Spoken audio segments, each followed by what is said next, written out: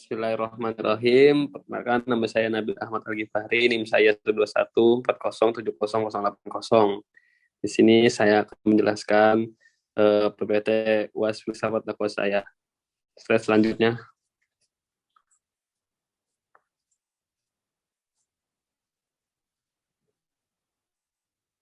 Slide selanjutnya. Yang pertama ada ilustrasi pohon. Ya, yang satu itu ada akar. Akar adalah sebuah bagian dari pohon yang mempunyai peranan paling penting dari pohon. Walaupun ia rela harus bertimbun tanah, tanpa akar pohon takkan hidup. Dari akarlah pohon dapat menyerap air hingga tidak menjadi kering dan layu. Yang kedua ada batangnya. Batang bersifat keras dan mampu dijadikan pelindung sebagai pelindung paling kuat. Dalam Islam bisa dikaitkan dengan tarikot. Ibadah kita akan terlihat kuat, teguh, dan penuh keyakinan penuh jika kita mampu meraih tahap tarikot sebagai sarana meningkatkan ketakwaan. Yang ketiga ada daun. Daun merupakan sifat hidup. Karena hijau melambangkan kehidupan, sebuah pohon akan dikatakan hidup jika mempunyai daun walau tak seberapa jumlahnya. Dari jarak agak jauh, kita akan beranggapan bahwa pohon itu hidup karena dilihat dari daun-daun yang masih berwarna hijau. Yang terakhir ada buah. Buah mempunyai merupakan hasil akhir dari sebuah pohon yang merupakan karya terbesar pohon. Selama melakukan perjalanan panjang, mulai dari akar, batang, dan daun. Dikaliku, namun itulah pencapaian dari sebuah pohon.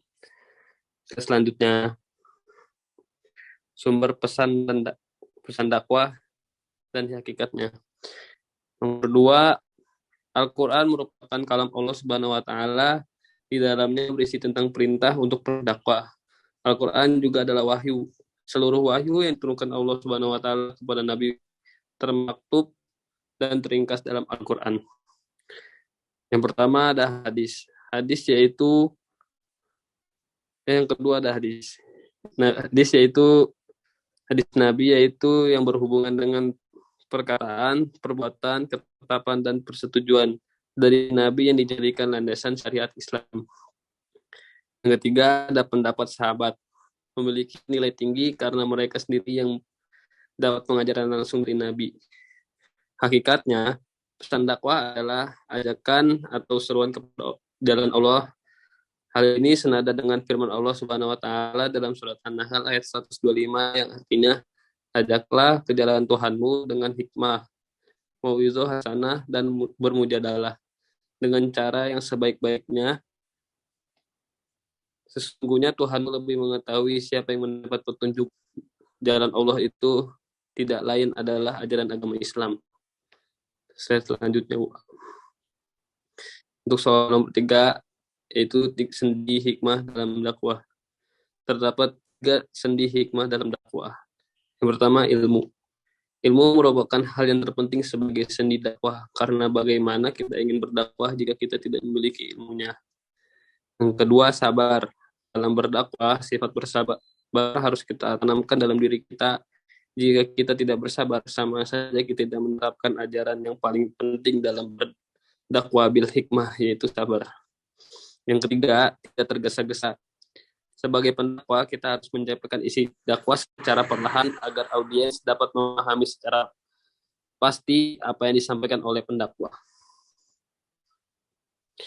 Untuk soal nomor 4, itu perbedaan akhlak dengan etika menurut perspektif dakwah.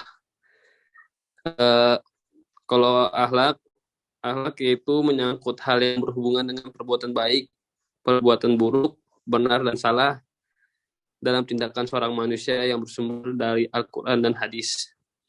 Untuk etika itu yang bersumber dari hasil buahnya budaya dan adat istiadat suatu tempat yang berlaku dalam suatu masyarakat. Untuk soal nomor 5, analisis penjelasan Dr. Asep Sodikin MAG.